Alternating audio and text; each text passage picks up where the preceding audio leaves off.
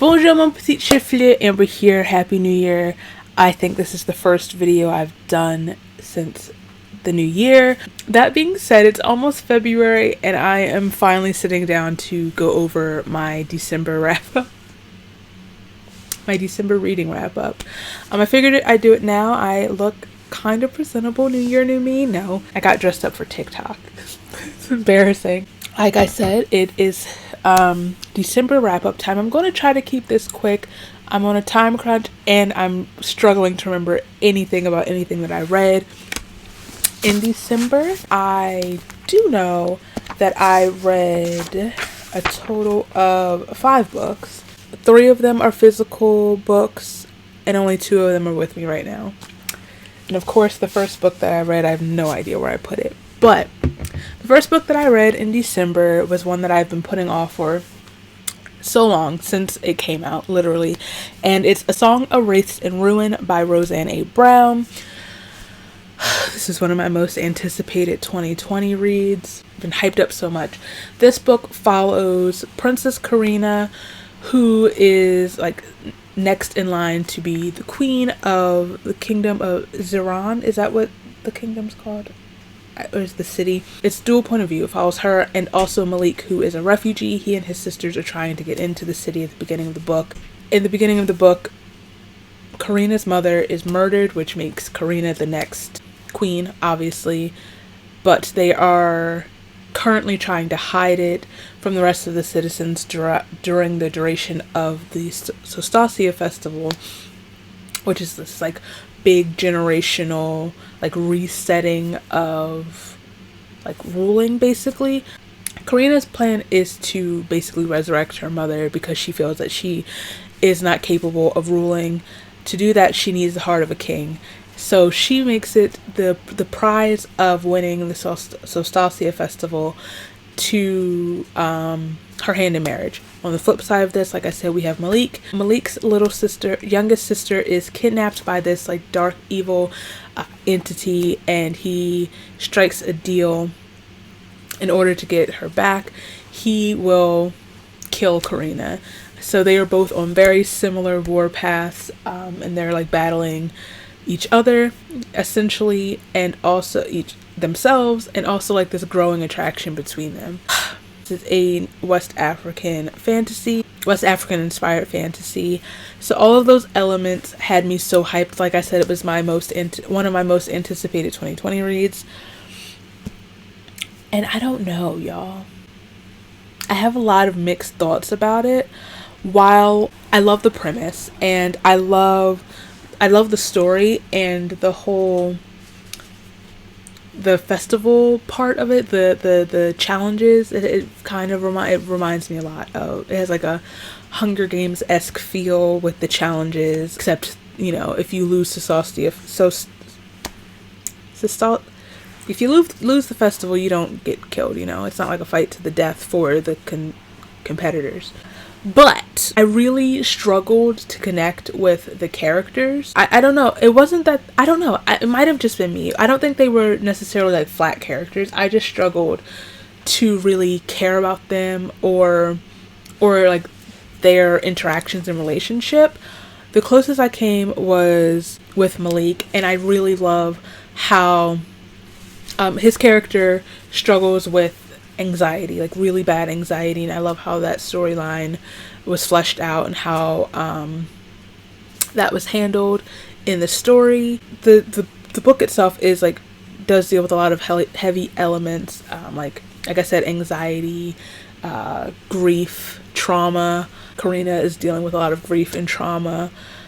They're both dealing with a lot of trauma. Like I said, Malik is a refugee, so there's like a lot of conversation about like oppression and whatnot. So all of that being said, I am still really excited about book 2, which comes out later this year, especially because it feels almost to me like now, the way the book ended, the story's actually starting now.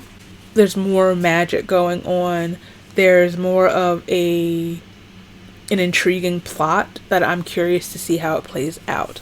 So I might be in the minority where I didn't absolutely love book 1, but I am still really excited to continue with this series, and I still fully support the series, and the covers are absolutely stunning.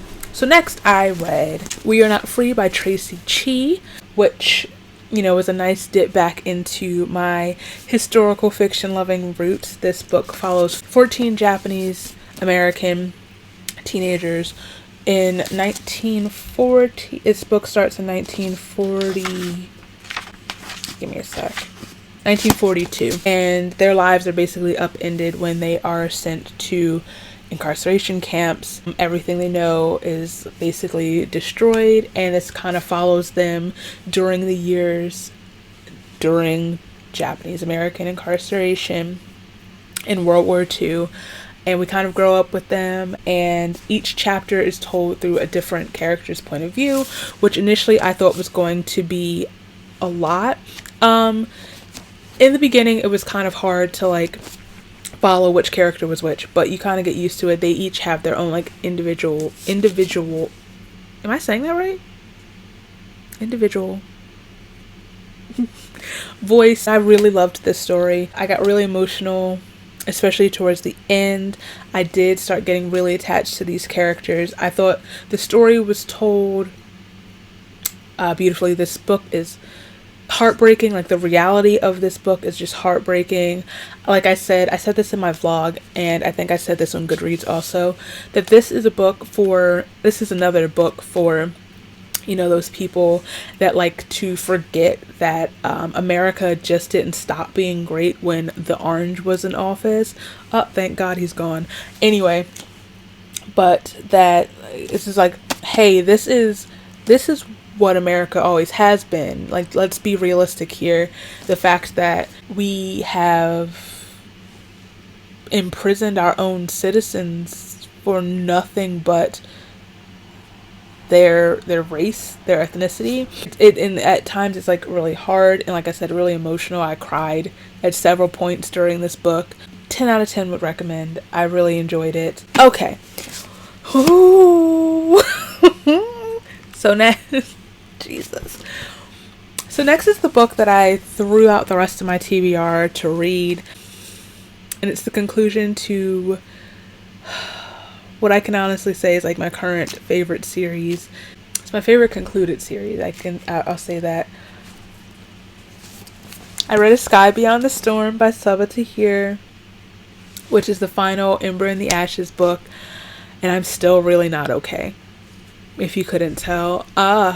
Jesus. I can't really go into the synopsis, obviously, because this is book 4 in a series, and I don't want to spoil anything. And I've talked on and about this series. I read the whole series this year, but this book, my heart, oh my God. Okay, this series really owns my whole heart. Not you, Siri. I think this was such a beautiful conclusion to such a beautiful story. It was heartbreaking and like intense. I just loved every minute of it. I loved watching the full conclusion of these character arcs, and just watching how far these characters that I've grown to love so much have come. I love Laya and Elias so much. So much. Oh my God. Helene even grew on me towards the end. I didn't think I'd say that. So Sabaa is out here working miracles. I'm not gonna talk. Oh my God. Stop. I'm gonna cry again. I could talk about this for ages, but I'm not going to, because like I said, I'm trying to speed through this. I also do have a full spoilery reading vlog of this that I just remembered that I need to edit. Sabaa Tahir could write about molding cheese, and I'd be like, yeah, I'm pre-ordering 17 copies of it. The way she builds these beautiful characters in this like fleshed out world that feels so real. I don't know what I'm gonna do. I need her to put something else out like now. Thank you so much. And just I gotta move on. I have to move on. I'm sorry. So the last 2 books are by the same author, and I read them both on my Kindle, and I'm finally caught up with the Reluctant Royal series, and I finally started the Runaway Royal series. I read A Duke by Default, and also How to Catch a Queen by Alyssa Cole. So I fell in love with the Reluctant Royal series like in 2019 or something. I started out of order. It doesn't matter because they're all like standalones, but all of the characters are kind of like in a friendship group. So I read book 2. I read A Prince on Paper, which I will say off the bat is still my favorite of those books. I love Johan. I love Jojo so much. Anyway, and he's in this one. A Duke by Default follows Portia, who is Letty from book 1's best friend. She kind of in a way to like prove herself. She's like doing this whole new year, new Portia type deal. She up and leaves the US and goes to Scotland for this like apprenticeship at a, I don't remember the term. Smithy? They make swords. It's like at this castle, something or other.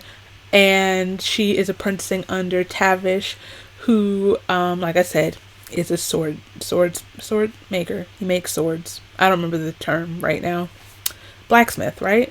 I don't know. I don't care. Anyway, not only that, he makes swords and he also teaches like the technique of swordplay.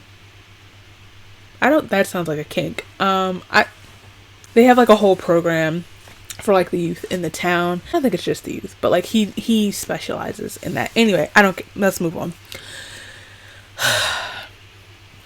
So Portia's kind of like a hot mess, and like I said, she's trying to like prove herself that she is capable of not, screwing up, and then not like falling to her usual go-tos, getting wasted and having like sex.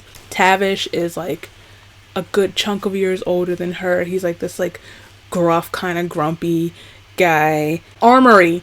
That's what I was trying to think of. That's what the place is called, an armory. Anyway, so it's like basically them working together and also like trying to ignore the attraction growing between them. Long story short, we find out that our boy Tavish is a duke, the illegitimate child of the former Duke of, is it Duke of Edinburgh? Duke. And Portia's like basically helping him navigate that, yada yada yada. I want to go to Scotland. That's the main thing I got out of this, that I need to go to Scotland. I knew that before, and I think this is why I love this story so much. Before Miss Rona came and destroyed all of our lives, I was going to Scotland in 2020. Nothing was final, set in stone, but that was my main plan of 2020, was to hop on a plane and go to Scotland. I don't know why. Towards the end of 2019, I just became obsessed with visiting Scotland. I don't know. I've done the UK. Scotland is in the UK. Like England and Ireland. So I feel like that's, next. Actually, I know 2 things happened at the same time. One of my favorite YouTubers is Harris. That's when I started getting into her videos, and there's a video where her husband surprises her and takes her to Scotland, to Edinburgh. And I was like, yeah, I need to go there like now. And then also, the Adore You music video is shot in Scotland, and it's just beautiful, and I just want to go. So reading this, I'm like, ooh, I need to go to Scotland and find me a duke. But like I said, A Prince on Paper is still my favorite of this series. I just love me some JoJo, and so this one's a very, very close second, not just because my boy makes an appearance. I just really enjoyed Tavish and Portia. I could very clearly hear his Scottish accent in my head, and I'm like, and just like picture this man making some swords. I'm like, ooh, child, let me move on. I love this series. And then, so we start the Runaway Royal series, which is like the spin-off series, with How to Catch a Queen. And this one stars characters we met in A Prince on Paper. Excuse me. This follows Shanti and Sanyu. Sanyu is like the king of this African country that I can't remember the name of right now. And Shanti, he is his wife. Okay, back up. In this country, there is a tradition where there's like a wife trial or something, or queen's trial or something, where you get married to the king, and then like every 4 months he can marry someone new. It's sort of like an arranged marriage situation. They get married right after Sanu's father has died, and he's thrust into not only a new marriage but also being king, which he never really wanted, basically.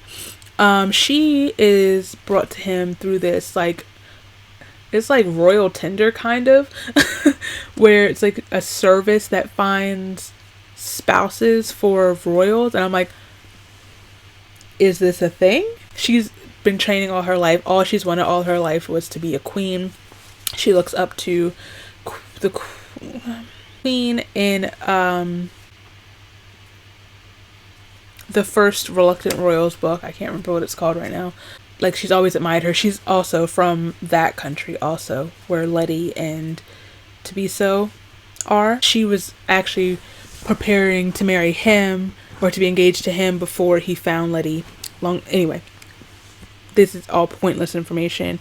So, because of this tradition, Sanu really has no intention of getting to know his wife, because she'll never be the true queen. This kingdom is so patriarchal and so misogynistic, and just there's a lot that Shanti has to deal with and try to break through, and try to get her husband to break through, because like her goal is to be like, yeah, I hear what you're saying, but I'm still going to be the actual queen. I'm going to be the true queen. You're going to, even if you don't love me, that's fine.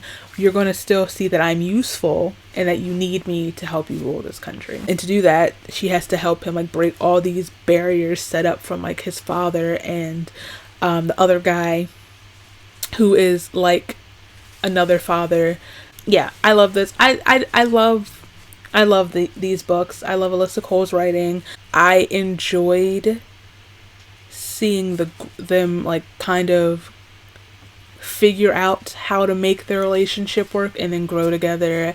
I love that JoJo still makes his presence known in this book too. It's a win-win situation for me. Oh, yes, I also love that there's anxiety rep in this book, and I think I always like when the rep is like through like the guy has anxiety, because we don't see a lot of like men struggling with anxiety and mental health. I think in this one it kind of really tackled that stigma about like guys dealing with anxiety, and like Sanu coming to terms with like that's what this is, and just like at some point going, maybe I should see a therapist. Yes, I can't wait for the next one in this series, which is something about is it about a princess? I don't know, but this one is princess or something, lost princess. I think this one's supposed to be an Anastasia retelling, like a queer Anastasia retelling, and give it to me. So those are the books that I read in December, and it's almost February. I have nothing else to say. I'm embarrassed. Thank you for watching though. If you like this video, please give it a thumbs up. If you like me, feel free to subscribe. All my places are down here so you can follow me, and I'll follow you back, and I'll see you very soon. Bye.